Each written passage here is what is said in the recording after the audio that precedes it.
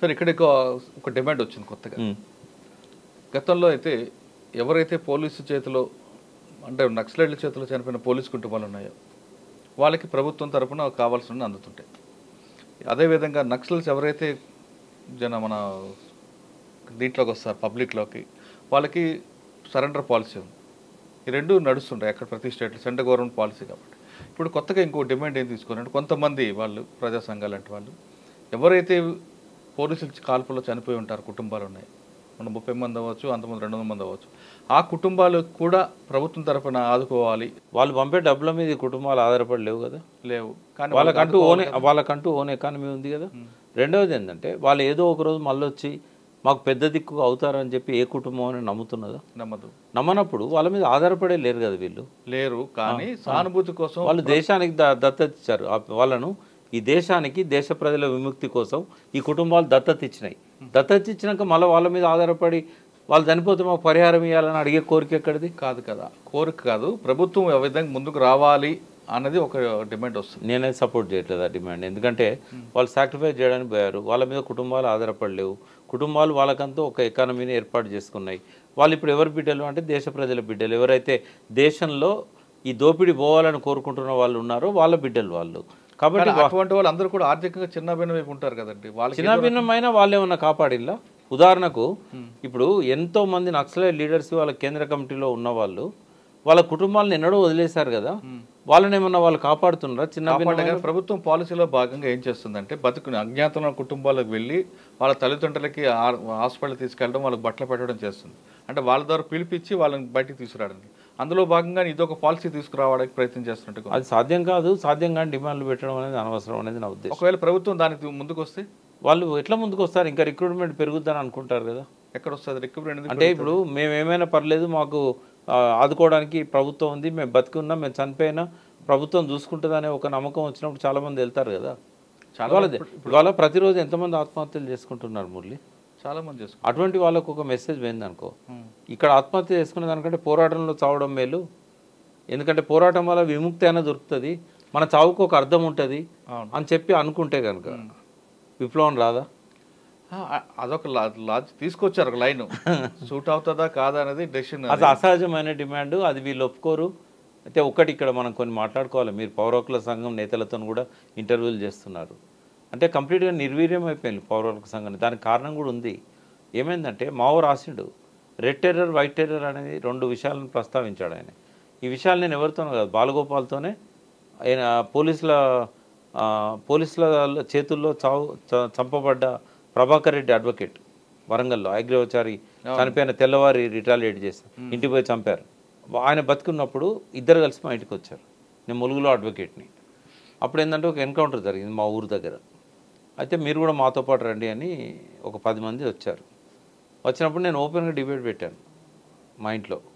ప్రభాకర్ రెడ్డి ఉన్నాడు, బాలగోపాల్ గారు మీరేమో మనసు ఉంది, హృదయం ఉంది, ప్రజల కోసం ఏమైనా చేయాలనుకుంటారు. ఈ చావులను వీటన్నిటిని చూసి మీరు ఎమోషనల్ అయ్యి పౌర హక్కుల సంఘం నేత, మీరు కార్యదర్శిగా ఉన్నారు. బట్ అవకాశం లేదు కదా కొనసాగడానికి. ఎందుకంటే రెడ్ టెర్రర్ వైట్ టెర్రర్ అనేది మావోనే రాశాడు. ఒకసారి యుద్ధ వాతావరణం వచ్చిన తర్వాత ఒకరినొకరు కాల్చుకుంటున్నప్పుడు పౌర హక్కులకు ఎక్కడ అవకాశం ఉంటుంది? ఆ మధ్యలో పోతే మనం బలవుతాం కదా అని అన్నాను నేను. ఆ తర్వాతనే 2 సార్లు బాలగోపాల్ని కిడ్నాప్ చేశారు. అంటే ఎప్పుడు కూడా యుద్ధ వాతావరణంలో మనం బయట ఉండి మాట్లాడగలుగుతాం, కానీ ఇద్దరి మధ్య మనం ఉన్నాము అంటే చనిపోతాం, చంపబడతాం. రకరకాల కేసులు అయితే సహజం. రామనాథం, ప్రభాకర్ రెడ్డి, జాఫర్ లక్ష్మారెడ్డి, ఇక ఆ వరుస మొదలు పెడితే పురుషోత్తం, అంటే డైరెక్ట్ పోలీసులు చంపవచ్చు, నయం లాంటి గ్యాంగ్లను పెట్టి చంపవచ్చు. రకరకాల పేర్లతో వచ్చినాయి కదా అవన్నీ. కాబట్టి పౌర హక్కులకు యుద్ధ వాతావరణంలో అవకాశం లేదు. ఇద్దరు యుద్ధమే అంటున్నారు, ప్రభుత్వం యుద్ధమే అంటుంది, మావోయిస్టులు యుద్ధమే అంటున్నారు. అందుకే ఇక్కడ ఏం చేయవచ్చు అంటే ఒక వాయిస్ వినిపించకపోతే ఎట్లా? రాజ్యాంగానికి వ్యతిరేకంగా జరుగుతున్న వాటిని అయితే ఖచ్చితంగా ఖండించాల్సిందే కదా. అవును, నీకు నిజ నిర్ధారణ కమిటీలు పోవడానికి అవకాశం లేకపోవచ్చు, ఒక పక్షాన వాదించడానికి అవకాశం లేకపోవచ్చు, టార్గెట్ అవుతావు కాబట్టి. తెలంగాణ సాయుధ పోరాట కాలంలో లండన్ నుంచి ఎక్కడెక్కడ యూరోపియన్ కంట్రీస్ నుంచి ఖండనలు వచ్చాయి. అక్కడ మేధావులు ప్రతిఘటించారు, దీన్ని విమర్శించారు. ఇప్పుడు వీళ్ళకు చాలా దేశాలతోని ఇంటర్నల్గా సంబంధాలు ఉన్నాయి, ఎందుకు ఆర్గనైజ్ చేయలేకపోతున్నారు? ఇప్పుడు ఎక్కడెక్కడి నుంచో పేపర్ స్టేట్మెంట్స్ వచ్చినా కూడా అమిత్ షా లాంటి వాళ్ళు కొద్దిగా వెనకడుగు వేసే అవకాశం ఉంటుంది కదా. ఒక దేశంలో, ప్రజాస్వామ్య దేశంలో సొంత పౌరులను చంపే హక్కు నీకు ఎక్కడిది? నువ్వు ఎందుకు వాళ్ళను వేరే పద్ధతిలో ఎందుకు హ్యాండిల్ చేయట్లేదు? ఇప్పుడు మీరు అన్నట్టు ఆ ఛత్తీస్గఢ్ అడవుల్లో రిక్రూట్మెంట్ ఆపడానికి ప్రజలకు ఏం కావాలనో చేయొచ్చు కదా. మైనింగ్ మాఫియాకు విశృంఖలంగా వాళ్ళను యథేచ్ఛగా వదిలిపెట్టకూడదు కదా. ఇటువంటి వాటి మీద అంతర్జాతీయ సానుభూతిని, మద్దతును సమీకరించడంలో కూడా మావోయిస్టులు విఫలమవుతున్నారు. ఒకటి అక్కడ విఫలమవుతున్నారు, రెండవది ఇందాక నేను చెప్పిన 5 స్ట్రాటజికల్ ఏరియాలలో సైమల్టేనియస్గా మూమెంట్స్ను బిల్డ్ చేయడంలో విఫలమవుతున్నారు. ఎంతమంది కావాలి? 4 లక్షల మంది సైనికులు కనుక రెడ్ ఆర్మీగా తయారైతే 12 లక్షల మందిని ఎదుర్కోవడం వీలైంది కదా. ఎందుకంటే వీళ్ళు పొట్టకూటి కోసం పోయిన వాళ్ళు కాదు, వాళ్ళు పొట్టకూటి కోసం ఆయుధాలు పట్టిన వాళ్ళు. ఒక్కొక్కరు 10 మందికి సమానం అవుతారు కదా. అయితే ఇక్కడ ఏంటంటే వైఫల్యాలు సిద్ధాంతపరంగా ఉన్నాయి, స్ట్రాటజీలో ఉన్నాయి, వాళ్ళ టాక్టిక్స్లో ఉన్నాయి. ఇవన్నీ పునరాలోచించుకొని నిజంగానే మీరు యుద్ధం చేయదలుచుకుంటే ఆ యుద్ధ నీతిని పాటించండి. ఆ యుద్ధ తంత్రాన్ని మీరు అభిమన్యుడు ఏదైతే తెలుసుకోలేకపోయిండో అక్కడి నుంచి మీరు స్టార్ట్ చేయండి. మీరు అభిమన్యులుగా మారకూడదు. మీరు ఈ దేశ విముక్తి కోసం ఆయుధాలు పట్టిన వాళ్ళు. ఎట్ ది సేమ్ టైం సొంత బిడ్డలను కాల్చి చంపాల్సిన అవసరం అమిత్ షాకి ఎందుకు వచ్చింది?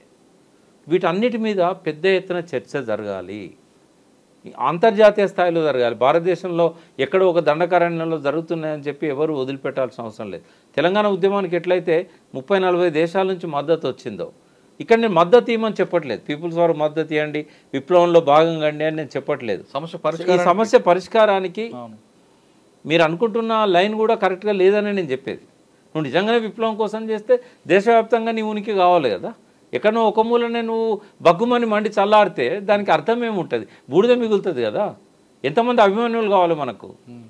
కాబట్టి ఈ సమస్యను శాశ్వతంగా పరిష్కరించాలంటే అంతర్జాతీయ స్థాయిలో, జాతీయ స్థాయిలో, రాష్ట్ర స్థాయిలో ఎవరైతే ఇది అన్యాయము, లేకుంటే ఇది జరగకుండా ఉండాల్సింది కాదు, ఇది దారుణము, మన సమస్యల పరిష్కారానికి ప్రభుత్వం మెడలు వంచి మనం సాధించుకోవాలి, దోపిడీకి అడ్డుకట్ట వేయాలి, దోపిడీ ప్రభుత్వాలను మారిస్తే కాదు శాశ్వతంగా కూల్చాలి, ఆ పార్టీలకు ఉనికి లేకుండా చేయాలా అనే చైతన్యాన్ని కనుక ఇవ్వగలిగే ఆ వాక్యూమ్ ఉంది, అది కావాలి. ఇప్పుడు ఇవాళ 60-70% యువత, అంటే మొత్తం దేశ జనాభాలోనే 60-70% యువత ఉన్నారు.